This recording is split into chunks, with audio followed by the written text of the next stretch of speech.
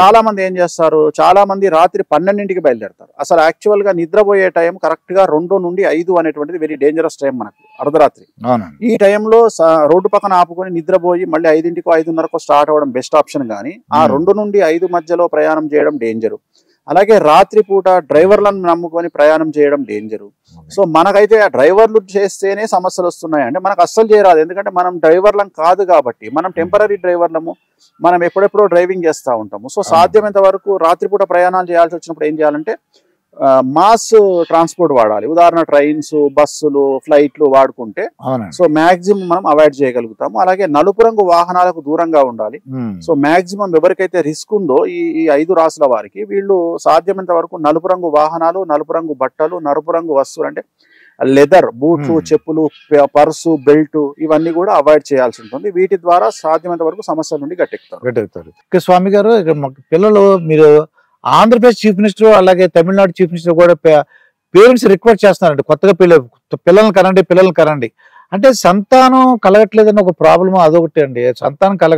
సంతానం కలగట్లేదు అంటే వాస్తవంగా ఈ జనరేషన్ లో సంతానం అనేటువంటిది కలగకపోవడానికి కారణము మనం పడుతున్న కష్టాలు, మానసికమైన ఇబ్బందులు.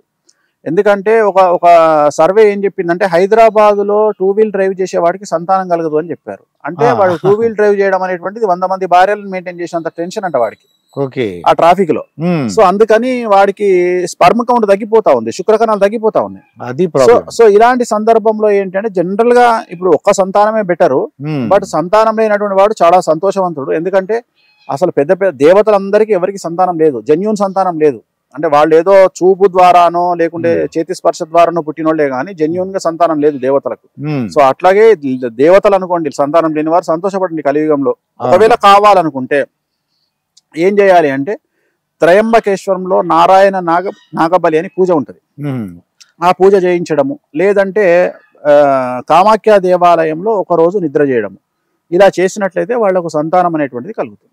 వాళ్ళకి ఏదైనా డౌట్ ఉంటే మిమ్మల్ని పడవ ప్రమాదాలు, రైలు ప్రమాదాల సంఖ్య చాలా తీవ్రంగా ఉండబోతా ఉంది. విడాకుల సంఖ్య చాలా తీవ్రంగా ఉండబోతా ఉంది. రాజుల మధ్యన, రాజ్యాల మధ్యన, రాష్ట్రాల మధ్యన, ముఖ్యమంత్రుల మధ్యన వివిధ రకాలైనటువంటి అండర్స్టాండింగ్ ప్రాబ్లమ్స్ ఈ సంవత్సరం ఎక్కువగా ఉండే అవకాశం ఉంది. అలాగే పెద్ద పెద్ద రాజకీయ నేతలకు, సినిమా నటులకు ఈ సంవత్సరం ఆరోగ్యపరమైన ఇబ్బందులు ఏర్పడే అవకాశం కనిపిస్తూ ఉంది. అలాగే ఏప్రిల్ మే నెలలో భూమి మీద కానీ సముద్రంలో కానీ భూకంపం ఏర్పడే అవకాశం ఉంది. అది రిక్టర్ స్కేల్ మీద సుమారు 6 పాయింట్లు దాటేటువంటి అవకాశాలు కనిపిస్తూ ఉన్నాయి. అలాగే ఈ సంవత్సరం ఒక పాజిటివ్ ఏంటంటే ఆడవారికి సంబంధించి విశేషమైనటువంటి పబ్లిసిటీ ఉంటుంది. సో పాజిటివ్ గాను నెగిటివ్ గాను ఆడవారికి ఈ సంవత్సరం విశేషమైనటువంటి పబ్లిసిటీ ఉంటుంది. ఉదాహరణ, రాజకీయ రంగంలో ఉన్న ఆడవారికి పదవులు లభించడము, వ్యాపార రంగంలో ఉండే వారికి అవార్డులు, రివార్డులు లభించడము. మరీ ముఖ్యంగా ఇటు పాజిటివ్ తీసుకుంటే, నెగిటివ్ సైడ్ కనుక తీసుకుంటే ఆడవారికి సంబంధించిన సమస్యలు ఏముంటాయంటే ఈ సంవత్సరం క్రైమ్ రేట్ లో ఆడవారి సంఖ్య చాలా తీవ్రంగా ఉండే అవకాశం. అంటే మనం ఇంతకు ముందు తీసుకుంటే మగవారే క్రైమ్ రేట్ లో పాల్గొనే వాళ్ళు, జైలుకు వెళ్లేవాళ్ళు. బట్ ఈ సంవత్సరం మనం ఆడవారికి సంబంధించిన క్రైమ్ రేట్ ఎక్కువగా ఉంటుంది. అంటే ఆడవారు కూడా జైలుకు వెళ్లే సంఖ్య ఎక్కువగా ఉంటుంది. అలాగే ఈ సంవత్సరం అతిపెద్ద సమస్య ఏమిటంటే సెలబ్రిటీస్. ఏ సెలబ్రిటీ అయినా, రాజకీయ రంగమైనా, సినిమా రంగమైనా, ప్రైవేటు రంగమైనా, ప్రభుత్వ రంగమైనా, అంటే ప్రతి రంగానికి ఒక సెలబ్రిటీలు ఉంటారు. ఇప్పుడు ఉదాహరణ మనం కామెడీ అనుకోకపోతే అడుక్కునే వారికి ఒక అధ్యక్షుడు ఉంటాడు, సో వాడు కూడా సెలబ్రిటీయే. సో అలాంటి వాళ్ళకు కూడా సమస్యలు ఉంటాయి. అంటే ఎక్కడ సెలబ్రిటీ తనం ఉంటుందో, ఎక్కడ డబ్బు ఉంటుందో ఈ సంవత్సరం అక్కడ సమస్యలు ఏర్పడతాయి. న్యాయపరమైన చిక్కులు, ఆర్థికపరమైన చిక్కులు, అలాగే కారాగార వాసాలు. ఈ సంవత్సరం ఇవన్నీ కూడా శ్రీ విశ్వావసునామ సంవత్సరంలో కనిపిస్తున్నటువంటి ఫలితాలు. దీన్ని ఓవరాల్ గా సంవత్సర ఫలితము అంటాం. ఇక మేషరాశి, ప్రథమమైనటువంటి మేషరాశిని కనుక తీసుకున్నట్లయితే, మేషరాశికి సంబంధించి ఈ సంవత్సరం ఎవరైతే 2002కు పూర్వం పుట్టినారో దాన్ని మేషరాశి ఏలినాడు శని ప్రారంభం అవుతా ఉంది. సో వాళ్లకు రెండవసారి ఏలినాడు శని ప్రారంభం అవుతా ఉంది.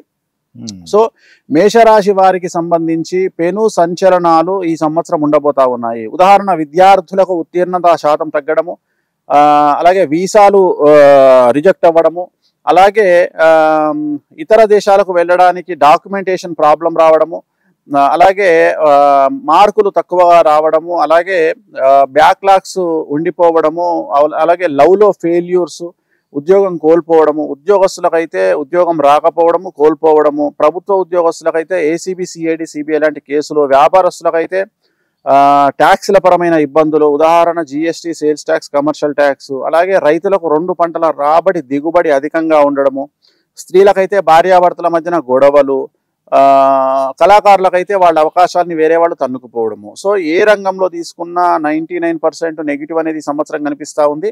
సో మరి వీటి నుండి బయటపడాలి అంటే ఏం చేయాలి అంటే తిరునల్లార్ శనేశ్వర ఆలయంలో ప్రత్యేకమైన శని పూజ నిర్వహించడం ద్వారా, నలుపు రంగు దుస్తులకు దూరంగా ఉండడం ద్వారా, నలుపు రంగు వాహనాలకు దూరంగా ఉండడం ద్వారా ఈ సంవత్సరము నెగిటివ్ రిజల్ట్స్ నుండి బయటపడి పాజిటివ్గా ముందుకు వెళ్ళే అవకాశాలు గోచరిస్తూ ఉన్నాయి. ఇక ఆడవారికైనా మగవారికైనా ఇదే రెమెడీ అందరికి, విద్యార్థులకు, ఆడవారికి, ప్రతి ఒక్కళ్ళకు ఇదే రెమెడీ. ఈ రెమెడీ చేసుకోవడము, సంతోషంగా ఉండడం.